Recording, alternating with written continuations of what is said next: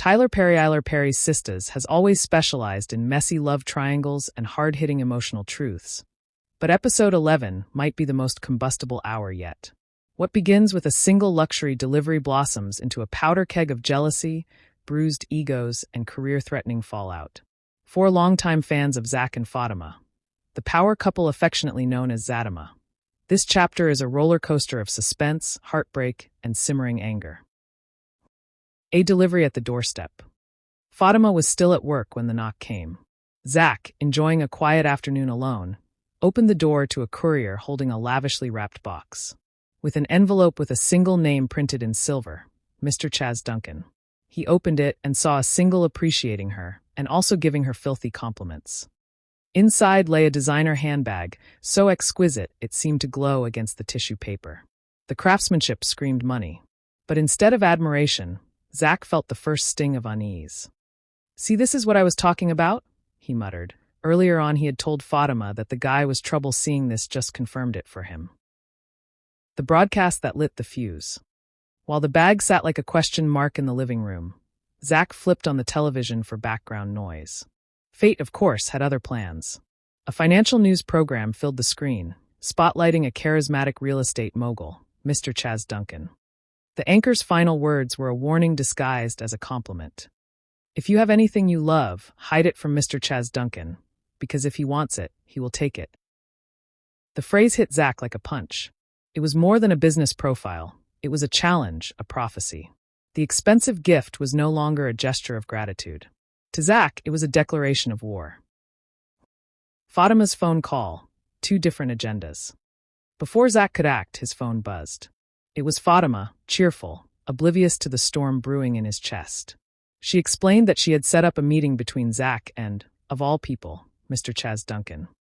According to Fatima, Chaz was searching for a reputable real estate company to invest in, and who better than her fiancé to recommend? To her, it was a professional coup, proof that she believed in Zach's business savvy. But Zach barely heard the praise. The name Chaz now tasted like smoke in his mouth. Rich's Fuel Bar, a meeting turned showdown. Zach arrived at Rich's Fuel Bar with a mission, and it wasn't about real estate. When Chaz appeared, tailored and confident, Zach skipped pleasantries. "Stop sending gifts to my fiancé," Zach said, voice low but sharp. Chaz smiled like a cat playing with a cornered mouse. "You are worried about just this bag, when the bag wasn't the only gift he has been sending." The words were gasoline on an open flame. Patrons felt the tension tighten the air. Chairs scraped, fists clenched. It took Rich himself to wedge between them, physically holding Zach back as the crowd turned to watch. Chaz adjusted his cufflinks, cussing on Zach, and left with a smirk that said the fight was far from over. The call that cut deep. Minutes later, Fatima's phone rang. On the other end, Chaz's voice dripped with controlled anger. "Your man is out of control," he told her. "I don't appreciate being threatened. Maybe I should take my business elsewhere." The word froze Fatima's blood. Andy's earlier warnings about skating on thin legal ice came rushing back. Fatima isn't yet licensed to practice law. One complaint from a high-profile investor like Chaz could destroy her career before it even launches. The argument at home. By the time Fatima walked through the door that night, her fury could have set the walls ablaze. Zach didn't wait for her to speak. "Why didn't you tell me he's been sending more gifts?" he demanded. "He said that bag isn't the first thing." Fatima tried to explain. She'd considered the earlier gifts trivial, part of networking, and it meant nothing to her.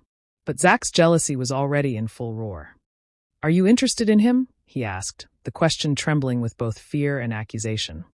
Fatima's eyes went wide. "After everything we've been through, you dare to doubt me?" Zach, wounded and defensive, reached for the lowest blow. He reminded her of the night she confessed to Danny that she'd felt a twisted relief when she learned the stillborn baby was his.